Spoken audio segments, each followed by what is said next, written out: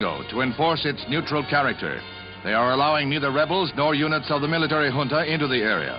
19,000 U.S. troops are now in Santo Domingo to stand by until stable rule is established.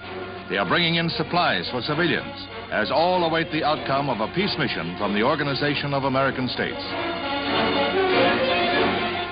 The five-man team from the OAS is successful in bringing about a precarious truce for the time being. Wild fighting has ceased, but political maneuvering for power goes on.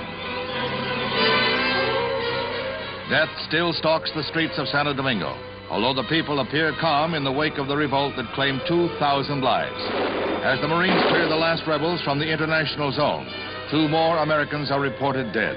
This brings to 10 the number of U.S. service dead on the day of the truce signing.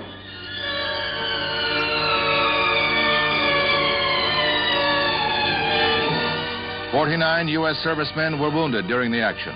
The OAS announced that an inter-American force would be formed to maintain the peace until a new government is able to take over.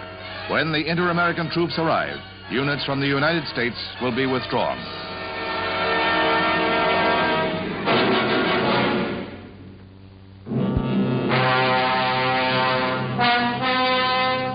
A South Vietnamese attack on a communist Viet Cong stronghold south of Saigon is a coordinated air and land operation that penetrates a swampy area at Kien Hoa.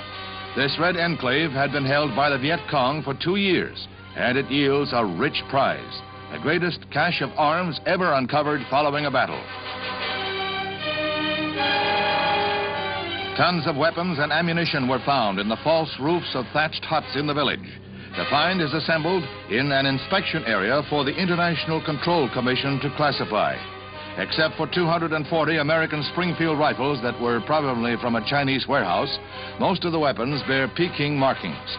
Strangely enough, a swastika was found on one gun, creating a mystery that seems to have no answer.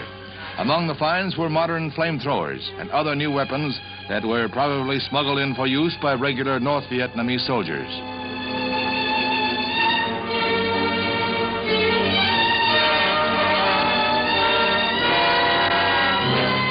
One gun was a red Chinese copy of a Japanese weapon, a gun that the Japanese have long discontinued.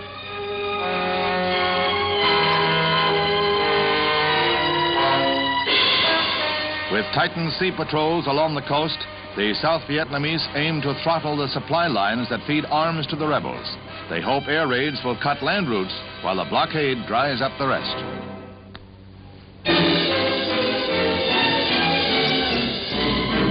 They've begun the countdown at Indianapolis as they tune up for the famous 500.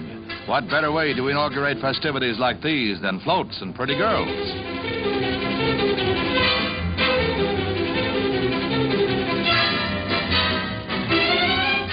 The first car on the track for the shakedown runs is number 16, a Bryant, driven by Len Sutton. It has been christened the Sweet 16, and Len hopes its performance will be as sweet as its name. This year, again, the 500 will be sent to theaters and arenas over MCA closed-circuit television. Last year, thousands saw the race in air-conditioned comfort, and even bigger crowds are expected this year. The days before the race are hectic ones at the Indianapolis Speedway, getting ready for the greatest racing show on earth.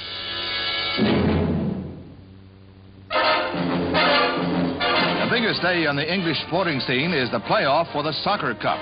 And the 100,000 on hand today to see Liverpool meet Leeds includes a real pair of fans, Queen Elizabeth and Prince Philip. The game proves to be a cliffhanger right from the opening whistle.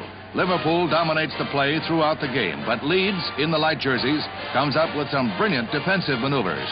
During regulation time, the game is scoreless, and they go into a 30-minute overtime period. And Liverpool draws first blood with a goal by Roger Hunt, the team star. Liverpool rooters think Hunt is the best thing to come out of their city since the Beatles. There's more action in the overtime period than in the rest of the game. Leeds goes all out to offset the 1-point deficit, and Billy Bremner evens it up. The score is tied 1-1 as they go into the second overtime period.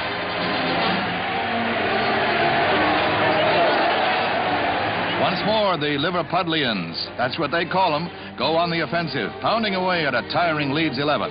They almost end it with this beautifully executed play, but it goes high.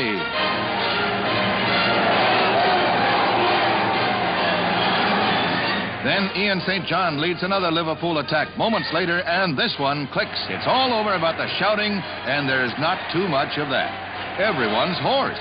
The moment of glory for Liverpool as the Queen presents the coveted cup to Captain Ron Yeats.